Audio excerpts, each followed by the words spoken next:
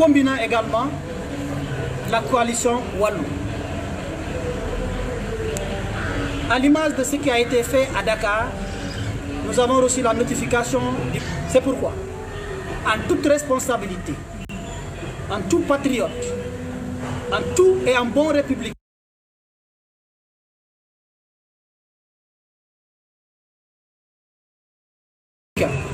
mais en personne attachée aux valeurs de la République et à nos libertés fondamentales, nous n'entendons pas continuer à accepter qu'on bafoue nos libertés fondamentales. Nous ferons, nous leaders de la coalition Yewwi Askan Wi, nous militants de PASTEF, nous militants de la coalition Yewwi Askan Wi et sympathisants, nous populations de Ziguinchor et de la Casamance tout entière, nous avons décidé demain de faire notre marche suivant l'itinéraire qui a été indiqué dans notre demande déposée en bonne et due forme au niveau de la préfecture de Ziguinchor. C'est le message que nous entendons donner ici et que nous entendons lancer à tous les patriotes, à tous les citoyens épris de justice, à toutes les populations qui tiennent encore à la République, qui tiennent à la paix de ce pays, et qui tiennent à la justice et aux libertés politiques. Voici le message que nous entendons donner. Et nous lançons et réitérons l'appel lancé aux militants. Dans la paix, dans le respect de l'environnement, dans le respect des infrastructures publiques, de sortir massivement demain pour défendre la République, pour défendre les institutions, parce que aussi nous sommes des partis politiques reconnus comme étant des acteurs, pas entièrement à part, mais à part entière dans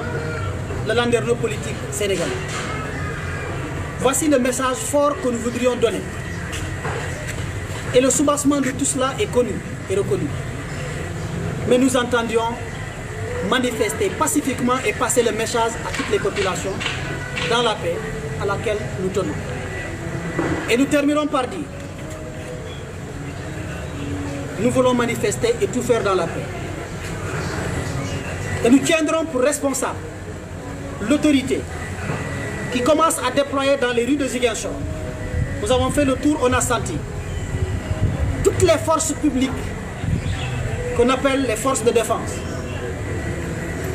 Alors que pour encadrer une marche, il aura besoin du centième de ce qu'il a déployé pour l'interdire.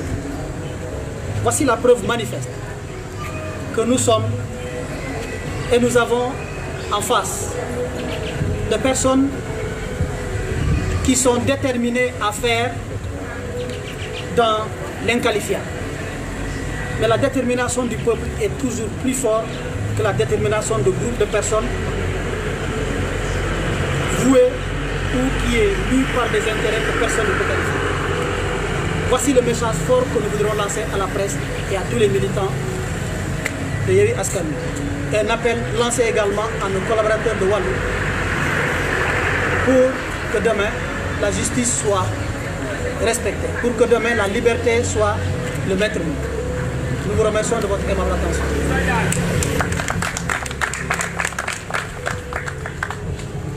Le camarade Guy Marius Sagna reprendra la parole qui est ici. Et nous disons à tous les militants et militants que l'heure souvent n'est pas au formalisme qu'on a habitué à tout le monde. Nous sommes sur un terrain qui demande la réactivité. Et nous n'avons souvent pas le temps. Beaucoup sont en train de nous appeler sur les portables pour dire que la salle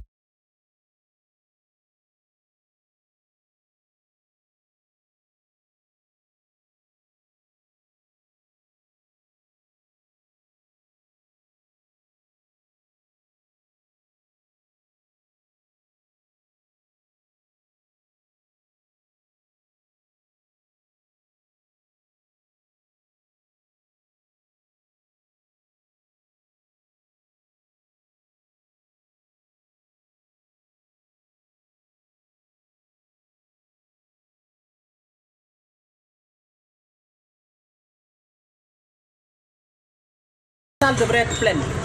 Mais la réactivité, on vient de recevoir l'arrêté du préfet, il fallait communiquer tout de suite et maintenant. Ce combat risque d'être de longue haleine, mais nous sommes prêts à résister. Parce que c'est de cela qu'il s'agit. Je vous remercie encore une fois.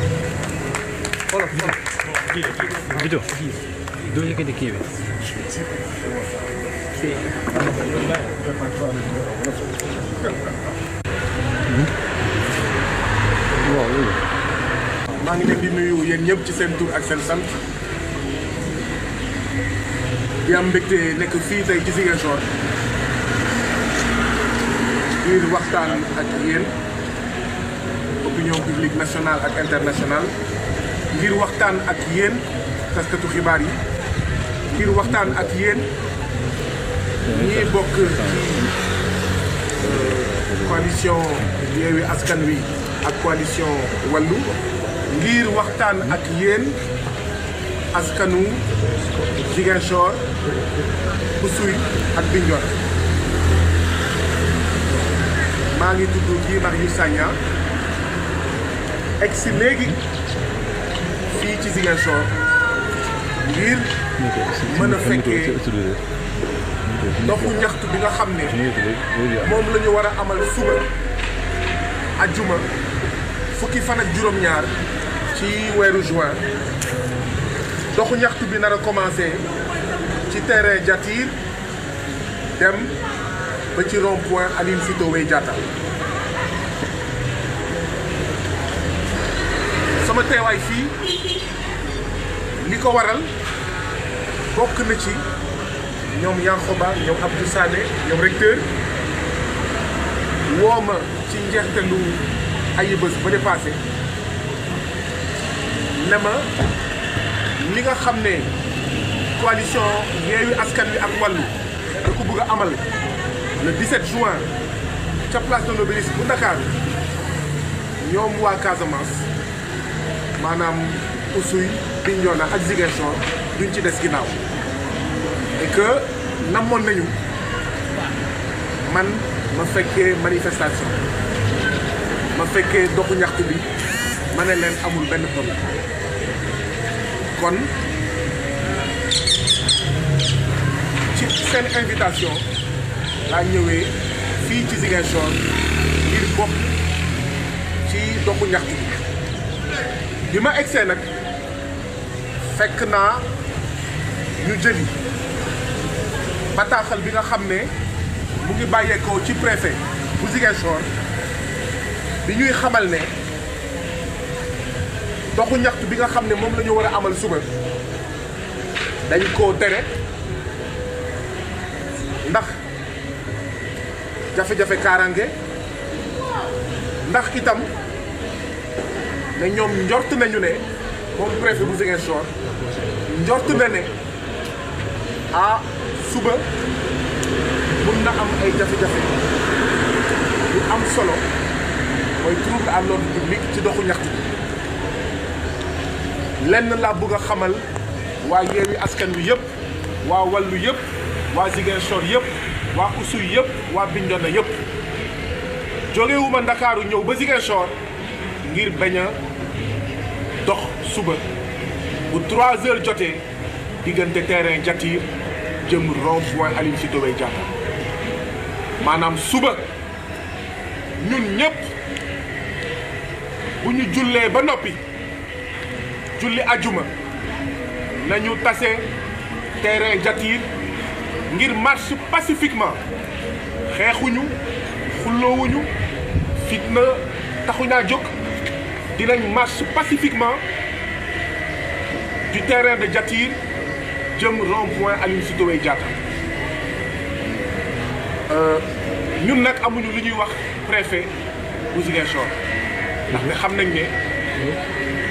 du moom amuñu sax lu ñuy wax Antoine Diome ndaxte xam nañ ne du moom président Macky Sall la ñuy waxal président Macky Sall ñun ñii waa Bignona ñun ñii waa Oussouye ñun waa Ziguinchor nee nañ bu dee da ngaa jàpp ne suba manifestation du am président Macky Sall waxuloo dëgg suba marche dina am manifestation dina am fii ci Ziguinchor à partir de 3 heures.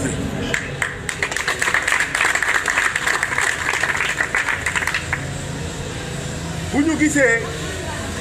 tout l'appareil d'État bi ñu mobilisé ça fait des jours ay semaine a ngi ay ayibés a ngi lu ëpp weer a ngi ngir rek fexe ba Yewwi du bokk ci élection yi ngir rek fexe ba coalition Wallu du bokk ci élection yi ngir rek fexe ba Yewwi Askan Wi bu bokkee ci élection itam Ousmane Sonko, Déthié Fall, Aïda Diong ak ñoom seen du ñu bokk ci élection yi lenn rek mooy ñëw suñu xel mais appareil d'État boobu yëpp ñuy manipuler police ak gendarmerie yëpp yi ñuy manipuler ngir loolu am mais ñooñu fu ñu nekkoon bu ñuy sàcc suufu béykatu Sénégal suufu sàmmkatu Sénégal fii ci Ziguinchor Bignona Oussouye ak feneen ci Sénégal fu ñu nekkoon lan moo tax appareil d'État boobu yëpp mobiliser wuñ ko contre les spoliations foncières lan moo tax appareil d'État boobu yëpp mobiliser wuñ ko contre les démolitions de maisons des pauvres góorgóorlu lan moo tax appareil d'État boobu yëpp mobiliser wuñ ko pour la protection des richesses des Sénégalais lu ci mel ni ay zircon pétrole gaz ak ñoom seen lan moo tax appareil d'État boobu yëpp mobiliser wuñ ko ngir kaaraange askanu Sénégal kon lii muy tekki mooy appareil d'État bu Sénégal lenn rek la fi nekkee mooy sàmm njëriñu Macky Sall ak waa këram sàmm njëriñu Macky Sall ak waa partem sàmm njëriñu Macky Sall avec ak ses maîtres impérialistes ñi muy jaamu ñi mu nekk seen surga muy France muy Union européenne muy États-Unis muy FMI ak Banque mondiale violence yooyu yëpp nag violence contre les Sénégalais ci seen suuf violence contre les Sénégalais fitnal Sénégalais yi ci seen suuf fitnal Sénégalais yi ci seen kër yi ñuy toj fitnal Sénégalais yi ci seen école yi nga xam ne dara amutu fa di fitnal jàngalekat yi fitnal Sénégalais yi ci seen wér-gu-yaram boo demee hôpital dee rek suñu l'hôpital yi dañ ko transformé def ko almer fitnal Sénégalais yi ci seen géej suñu nappkat yi dem di obligé napp Guinée Bissau ñu leen di jàpp di leen di rey foofu wala Mauritanie wala Gambie fitna boobu moom moo continué tey ba ci élection yi ndaxte comme ni ngeen ko xamee ku sàcc alalu askan ku sàcc xaalisu askan élection bu jotee boo buggee waat faluwaat di nga sàcc élection donc président Macky Sall ci sàccu élection la nekk sàcc élection législative sàcc ba bokkaat une troisième fois de manière illégale de manière illégitime ci élection présidentielle loolu la ñu wax ne duñ ko nangu tey duñ ko nangu ëllëg ndaxte président Macky Sall bu sàccee élection législative yi ça veut dire que Assemblée nationale bu Sénégal du wax ci spoliation foncière du wax ci sàccum suuf si du wax ci toj këru sénégalais yi du wax ci école ak hôpital bi nga xam ne maanaam dafa dee président Macky Sall bu sàccee élection législative yi li muy tekki mooy dina continuer jaay suñu géej jaay suñu zircon jaay suñu pétrole jaay suñu gaz jaay suñu phosphate jaay Sénégal lépp jaay la ñu ñun sénégalais yi jaay ñu tubaab yi bu ñu seetaanee président Macky Sall nekkat fi candidat une troisième fois de manière illégale et illégitime loolu lu muy tekki mooy président Macky Sall dina wëyal la spoliation foncière fii ci Sénégal dina wëyal yeneen juróomi at d'accord toj këru sénégalais yi dina wëyal yeneen juróomi at transformé hôpitalu Ziguinchor hôpitalu Louga hôpitalu Matam hôpitalu Ourossogui hôpitalu Dakar en mouroir 24 septembre 2020 ñu ne ñeenti bébé dee nañ fii ci hôpital Ziguinchor ñu ne déet Louga la même chose ñu ne déet Linguère la même chose loolu la ñu wax ne dafay jeex loolu la président Macky Sall yaakaaram tas mu jaaxle xam na ne il est minoritaire tey ci Sénégal mu ne foog mu ut pexe benn pexe rek la gis sàcc élection sàcc élection législative sàcc élection présidentielle tànn candidat yi nga xam ne moom lay bëral réunir ay conditions yoo xam ne daf koy leer na day gagné loolu nag la ñu wax ne du fi amee moo tax xeex bii du xeexu parti politique rek du xeexu coalition parti politique rek xeexu béykat ak sàmmkat yi ñuy nangu seen suuf la ndaxte dañoo bëgg assemblée boo xam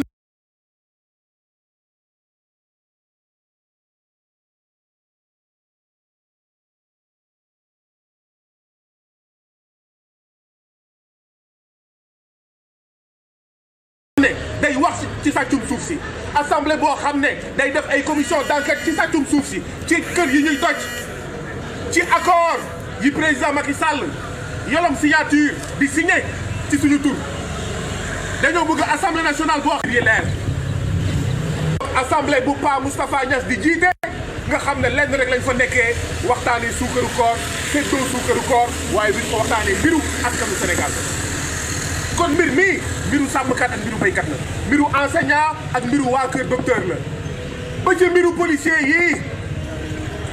auxiliaire de police bu Dakar bu Ziguinchor bu Matam bu Tamba bu Kaolack ak Fatick ñoo si yem 90 000 francs par mois lañ leen di fay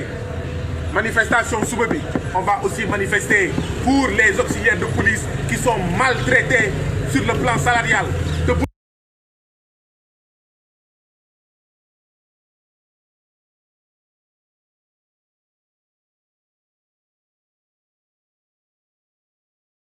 bu ñu demee manifestation bu ñu leen gaañee foofu état bi ne leen yéenay faj seen bopp donc coow lii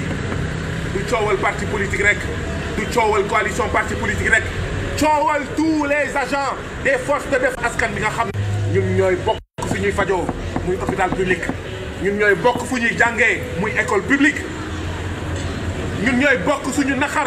muy ñu dajale suñu xaalis jënd suñu terrain ñu ñëw sàcc ko ñun ñoo bokk suñuy naxar mooy ñu dem ba tabax kër ñu ñëw toj ko ne terrain bi borom barke moo ko moom moo tax suba ñaar rek moo am dañuy marche wala dañuy marche amul leneen suba ñun ñëpp joxe nañ rendez-vous 3 heures terrain Diatir c'est marche ou marche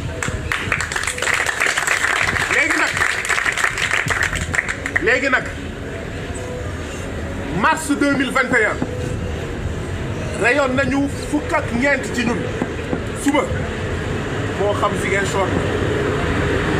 moo xam Dakar moo xam fu mu nekk ci Sénégal kuñ fi laal dinañ ko digaale ki yow ba mu saf-saf kuñ fi seetaan kuñ fi nangu li xewoon mois de mars amaat fii Macky Sall nee na li xewoon mois de mars du fi amaat ñu ne ko waaw ñun waa Oussouye ñun waa Bignona ñun waa Ziguinchor suñu baat ca kaw li xewoon mois de mars du fi amaat ndaxte mois de mars suñu kilifa diine yi suñu kilifa aada yi ñooñu ñaan nañu ñu teg lépp ci suuf nañu ba ci ñi dee état dina leen toppatoo état dina wax ñan moo leen rey waaye loolu duñ ko nangu donc suba kuñ fi gaañ ñu dal sa kaw kuñ fi rey ñu dal sa kaw président Macky Sall nag foofu laay daanele bu ñu sañoon nga dégg monsieur le président ba 2024 mu jeex tàkk à partir de 2024 ñu lay commencé woowee monsieur l'ancien président bu fekkee nag 2024 dafa sori ci yow saa bu la neexee mën nañ la woowee monsieur l'ancien président bu dee suba nga ko bëgg à partir de demain dinañ la woowee monsieur l'ancien président waaye loolu gënaluñu de waaye bu la neexee suba ñu woo la monsieur l'ancien président dag ñuy bàyyi ñu marche ndaxte réew mii muy réewu Sénégal même bu fekkoon da nga ko doon noon ci sa baay yow rek amoo ci wàll ndaxte da nga koy séddoo ak say mag ak say rek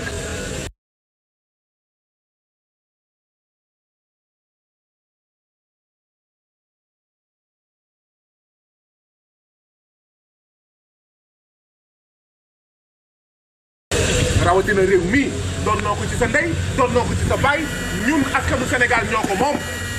yow ngay suñu surga yow président Macky Sall ah ci arrêté bi préféré waxu fi mbiru xaw ma code électoral préfet bu Ziguinchor deful comme ñun bu ñuy nekk xale ba léegi période de pré-campagne lenn rek lañ ci xam ci médias yi kenn du fa def campagne waaye manifestation man guleet pour la première fois au Sénégal may dégg waxu tappale ñu naan pré-campagne manifestation du am lii lu muy tekki mooy xëy na Mor Talla Tine préfet bu Ndakaaru c'est un sale préfet maanaam un préfet de la famille Sall waaye kii am na fu mu tanee tuuti préfet bu Ndakaaru ndaxte amul fit invoqué le code électoral ndaxte loolu mais vraiment waxu kasaw la wax bu ñàkk fayda la waxu ku daanu ci charette léegi nag manifestation ñaar mooy tax ñu interdire risque de trouble à l'ordre public ba pare amuloo ay takk der yu doy ngir aar manifestation.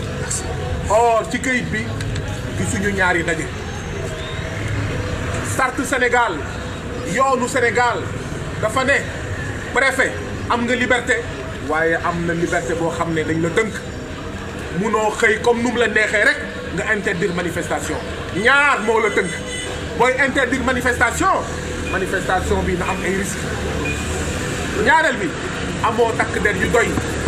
pour kaaraange am ci manifestation comme invoqué wul mbiru takk der bu doy ñun suba foofu lay daanelee ñun ñëpp nañu daje terrain Jatiir incha allah bu 3 heures jotee dinañ dox ba ci Aline Sitoé Diatta ñu wax nag ñi bokk ci Yewwi Askan Wi ak Wallu nañu moytu tey ci guddi nañu moytu suba ci suba am na at ci ginnaaw événement mars yi bi muy am balaa ñoo convoqué Ousmane Sonko man dama génn di dem reer yi di dem jëndi reer ndaxte jamono couvre-feu la woon 8 heures may dem jëndi reer ñu jàpp ma ci yoon bi muy arrestation préventive loo xam ne du yoon loo xam ne c'est de l'illégalité moo tax ndaw yi